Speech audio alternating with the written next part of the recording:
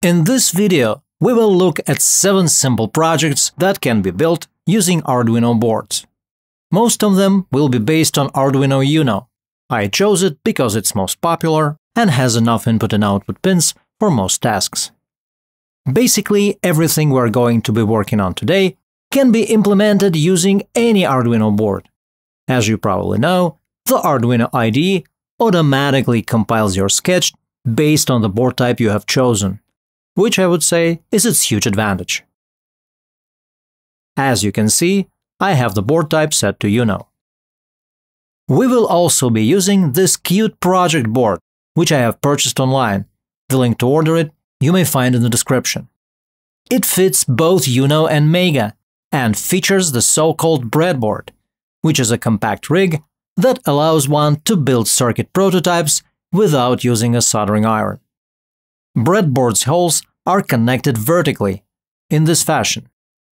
Also, the board contains dedicated sockets for ground and positive power rail, which, I should note, comes quite handy when assembling circuits. The project board should be attached to Arduino this way. Basically, it's hard to mess anything up here, but you should be careful to not bend the pins and watch your fingers while you do it. Also note that the USB cable should not be unreasonably long. I've come across boards that were not stable with cables longer than 1.5 meters. Not necessarily that happens to you, but just in case, keep it in mind, please. The USB cable will also be used to power the extension shields. That's also important to remember. To make sure everything's working, let us first upload a test sketch that flashes the LED. The diode is wired to digital pin 7 and positive power rail in series with a 430 ohms resistor. I used the plus 5 volts rail here for no particular reason. It was easier to wire, but it doesn't really matter since Arduino Uno has push-pull outputs, and you can use either power rail to power your load. This, however, will affect output polarity. The recommended output current for that Mega 328 is 20 mA. Max current is 40 mA. Wiring several digital pins in parallel and switching them simultaneously will provide higher output current. You have to remember, though, that max total current for all pins must not exceed 200 mA. The first project we're going to work on today is called water detector. Such devices rely on the electrical conductivity of water to warn the user of flooding. We will use a piece of standard PCB to produce a sensor consisting of 2 isolated plates. Then, using a resistor in series, we will feed 5 volts to them relative to the ground. Initially, our sensor will output 5 volts. As it will be immersed in water, a circuit will be established between the plates. Current will flow, and the voltage on sensor's positive plate will decrease. This, accordingly, will be reflected by the value read by the Arduino's analog-to-digital converter, and our program, once a certain threshold value is hit, will sound the buzzer. Before we proceed to writing the sketch, we need to decide on the value of the R1 resistor. Let's set up an experiment.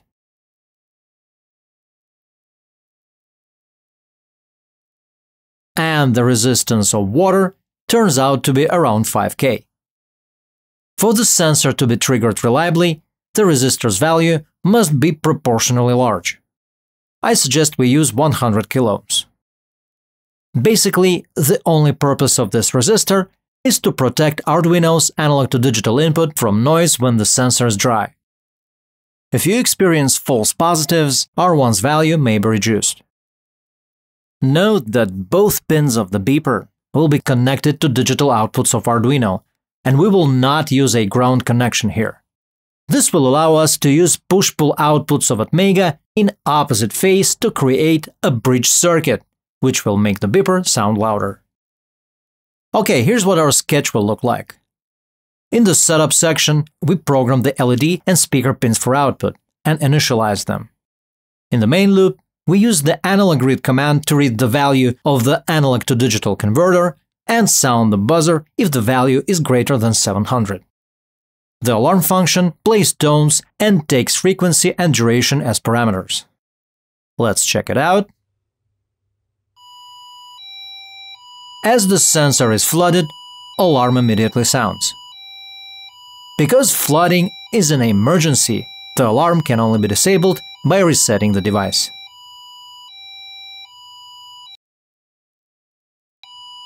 And the alarm goes off again, because the sensor is still immersed in water. The maximum value Arduino's AD converter can read is 1023. The greater the value, the higher the degree of flooding. If necessary, you can change the alarm threshold by changing the value of this constant. Also, if we position the sensor vertically and play with resistor's value, we can come up with water level sensor. Its resistance will reflect the degree of immersion. Note, however, that electrical conductivity of particular liquid will also affect the readings, so this method of level measuring is not very accurate.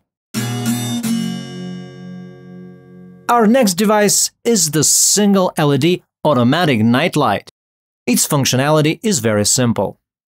In low light conditions, the LED lights up, and when external lighting is detected, it turns off. Here you can see the schematic diagram of the device. When I said the single LED, I literally meant there isn't anything here except for the MCU and the LED. That's right. We are going to use the same component both as a light emitter and as a light sensor, because LEDs can also sense light. As you have probably guessed, the software part of this project will be a bit more complicated than the hardware. But it is precisely this why we use microcontrollers. Problem is, the LED cannot work both as an emitter and sensor simultaneously. But because LEDs switch really fast, what we can do is turn it off for a small amount of time, read the luminance value, and then, based on the result, switch the diode on or off. Here's the sketch source code. The LED is wired to analog pin 2 using a 430 ohms resistor. But how are we going to power the LED with the analog input, you may ask? Actually, all analog inputs of Arduino can act as digital outputs if you use the appropriate pin mode command. Atmega 328 is such a wonderful processor. And there's something else. Arduino's AD converter needs some time to perform its readings. This becomes even more evident if you keep switching the pin from input to output mode. So, to make our program more stable, we need to add a small delay before the analog read command. It's less than 100 milliseconds, but unfortunately will be noticeable to the human eye. Also, while debugging the device, I came across another problem. After switching from digital to analog mode, AD converter's threshold is temporarily offset. This is probably caused by some transient processes going on inside that mega chip. Anyway, we do not have time to wait for the offset to be restored. So I introduced a new variable I called shelf that takes care of this error. The main threshold constant, which equals 220, was found by trial and error method. If you intend to build an LED night light of your own, you will probably have to play with this value too, as it will differ from LED to LED. At the beginning of the loop, we set the LED pin to logic 0 and then switch it to analog mode. Then we read the ADC value. The read data function performs 10 consecutive reads at 10 millisecond intervals. This is a standard programmatic way of ruling out ADC errors and bounds. When we're done with the ADC, we switch the LED pin to digital output mode. If the value read is greater than 220, we turn the LED off. Otherwise, we turn it on. If the LED was turned on, we set the shelf value to 180. If it was not, we set it to 0. Then there's a 2 seconds delay, and then we start over again. Let's check it out.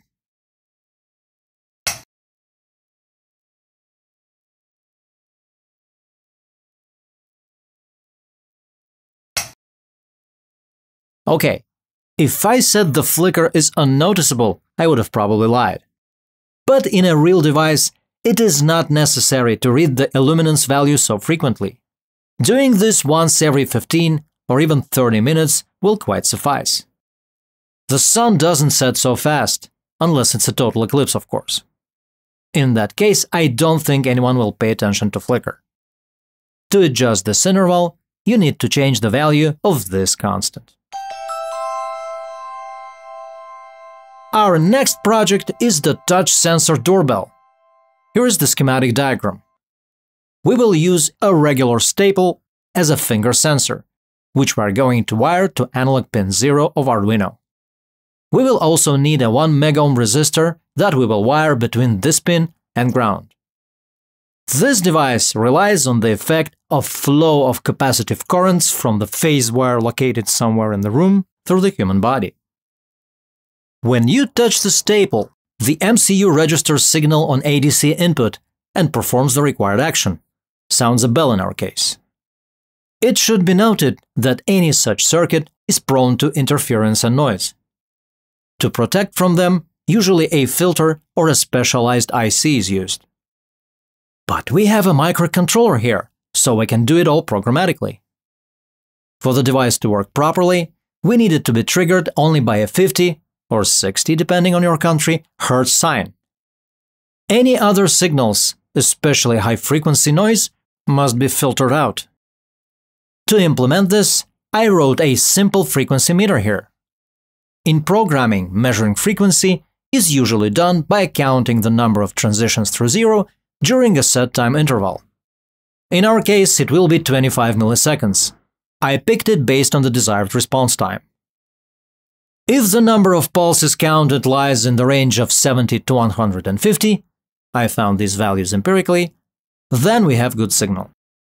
For now, let us output the result returned by our frequency detector onto the LED. As we can see, the program is quite stable and is able to detect finger touches without errors. If the touch is too short, it's ignored. Now let's try to play back some sound.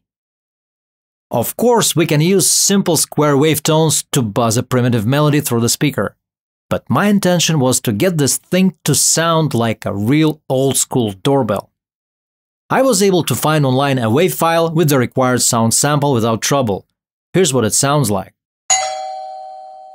Problem is, Arduino doesn't have a built-in digital-to-analog converter, and it appears there's no way we could play back sampled sounds with it. But I've found a quite remarkable library. It's called DOORBELL PCM. According to the description, it can play back 8-bit PCM format samples using the built-in Atmegas 328 timer. You need to download the library, the link is in the description, then unpack it and put the files into the libraries folder of Arduino using the name PCM. You also need to open the pcm.c file and change the sample rate from 8000 to 11025 Hz. That's the format our wave's gonna use. The sample file I got off the net has format 44 kHz 16-bit stereo. We must convert it to 11025 Hz 8-bit mono. Note, it's the only format this library can actually play back. Conversion is necessary because Arduino's memory is too small to store large chunks of data.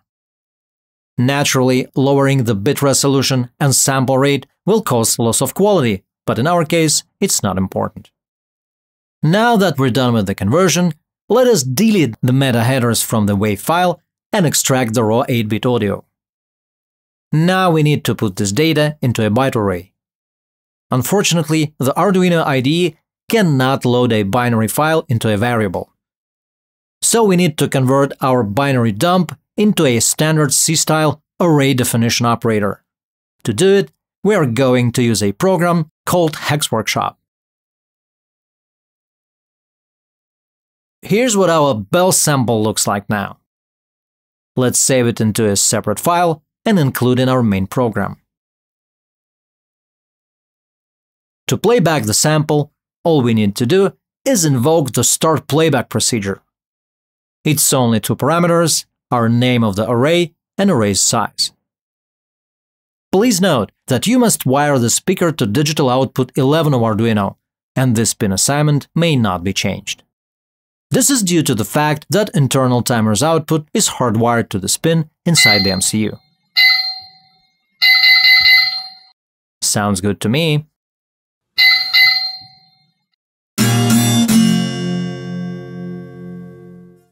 Our next project is the digital ruler that uses a salvaged CD-ROM spindle motor as displacement sensor. It's not secret to anyone that any commutator DC motor is also a generator. However, the type of current such motor will produce is not exactly direct, because the windings are constantly switched by the commutator, thanks to which the circuit is periodically broken at a frequency proportional to shaft rotation speed. This is the feature that our device will rely on. You can see the schematic diagram on the screen. We will also use a 2-digit 7-segment display operating in dynamic mode.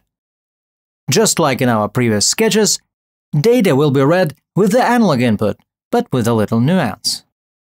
It would be nice to implement counting in both directions, up and down, the way it happens in a digital caliper, for example. We know that change of rotation direction will cause change of EMF polarity on motor's output. How can we read this with the help of ADC? We can use a resistor divider and shift ground level to have the power supply voltage. In this case, motor's positive EMF will increase the voltage, while negative one will decrease it. But we would like our circuit to stay as simple as possible. So what are we going to do? We will wire the motor between two analog inputs and no resistors. As we already know, ADC ins of Arduino can turn into digital outs. So what we're going to do is switch one analog in to digital mode and set it to logic 0 while we read the ADC value of the other one. Then we just switch them. This will effectively flip the input polarity of the ADC. The main loop of the sketch is before us. The minus button is used to reset the counter. We switch the A1 input into digital mode and set it to 0. Then we read data from input A0. If the value is greater than 0, we increment the distance counter. In the next section, inputs A0 and A1 are switched. A0 is now zeroed and A1 is read data from. Based on the result, the distance counter is decremented. While experimenting, I found that faster motor rotation yields greater signal amplitude, which also affects the readings. To rule out this error, I introduced a calibration factor found empirically. The accuracy of the measurement can be adjusted using this constant. Let's check it out. Good. If you have an old CD-ROM sitting somewhere on the shelf, I think this project is for you.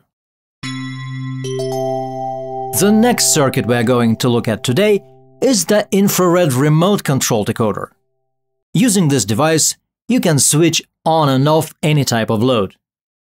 The circuit relies on the TSOP 1736 infrared receiver. This element is not your regular photodiode or photoresistor. It's an IC that outputs quality square wave signal with noise and bounce eliminated, which can be directly fed to the CPU. In our case, the infrared receiver is wired to line A2. We don't really need the ADC converter in this sketch, but we can still use all analog pins as digital inputs if necessary. LEDs are connected to digital pins 2, 5, 7, 10, and 13. For the receiver IC to work, it also needs to be powered.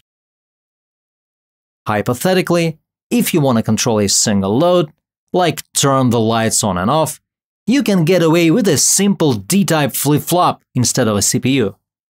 However, such circuit will be very unstable, because it will react to any infrared remote used in the room. Like when you want to switch channels on your TV, anytime you press buttons on the remote, your device will also be triggered. It may even react to regular lights, because any electric bulb emits light in the infrared spectrum. So, to make our device react to certain button presses on a certain remote control, we need to write the signal decoder program. Fortunately, Arduino already carries a dedicated library that takes care of that. To compile the sketch, you need to add the library called IRRemote in your IDE. To use the library, all you have to do is initialize it in your setup procedure, and then in your loop procedure, compare decoded key codes to a list of predefined code values. I have already run this sketch in debug mode, read the key codes of this cute tiny remote, and put them into the program. As we can see, now pressing buttons on the remote turns on and off the corresponding LEDs. The last device we are going to build today is the PC GamePad controller. This project relies on Arduino ability to emulate USB slave devices. If properly programmed, it can act as a joystick, mouse, touchscreen, webcam, microphone, etc. To use this function, all you have to do is attach your Arduino to your PC using the regular USB connection. Please note that only 32U4-based Arduino boards can emulate USB port. I will be using Arduino Pro Micro here. Our keyboard will contain 4 cursor keys and a fire button. This matches controller setup of most retro games. If you wish, you can add more buttons to the controller by adding their support in the sketch. Here's the schematic of this device. Buttons are wired to the ground, so we will use the input pull-up mode to read their state. To emulate USB keyboard, we will use a built-in Arduino library called keyboard. For the sketch to compile successfully, you must activate it using the IDE menu, like this. To use the library, all you have to do is initialize it in the setup section. Then, as a keypress is detected on the gamepad, call the corresponding library routine to send the key code to the USB interface. At first glance, the algorithm is plain simple. Read the buttons, send codes to the USB port. In reality, however, it's a bit more complicated. When you control a player character, you often have to hold a button down or press several buttons simultaneously. For example, for the character to be running, you have to press and hold the arrow key. For them to jump to the left, you must press the up and left keys simultaneously. To implement this correctly, the process of pressing a button must be split into 2 events: button press and button release. The events must be sent to the USB interface separately. Fortunately, the keyboard library supports this. Now, how do we differentiate between a button press and a button release on our gamepad? There's an old programmer's trick that accomplishes it. We will define 2 sets of variables according to the number of keys. There are 5 keys on our gamepad, so we're going to need 10 variables. At the beginning of the loop, we read all button states and save them into this set of variables. At the end of the loop, we copy these states to the second set of variables. So, at the beginning of a new loop iteration, all R variables will contain the current button state, while the M variables will have the pre-stored button state from the previous loop iteration. Now all we have to do is compare these 2 arrays.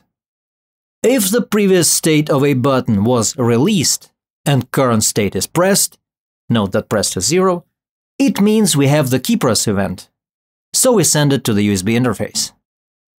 If the previous state was pressed and current state is released, it means the user released the button.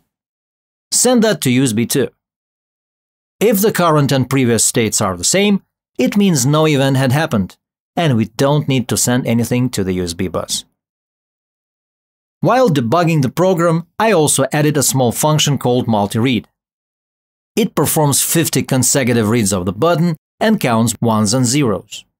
Based on that, it decides whether the button is pressed or released. This is necessary to eliminate switching bounce and is called debouncing in programming. On any event, the LED will flash, and then a delay of 100 milliseconds will be executed, also to prevent bounce. Here we have key codes to be sent to USB interface. Space button will act as fire key. Its hex code is 20. Shall we check it out? Looks like everything's working.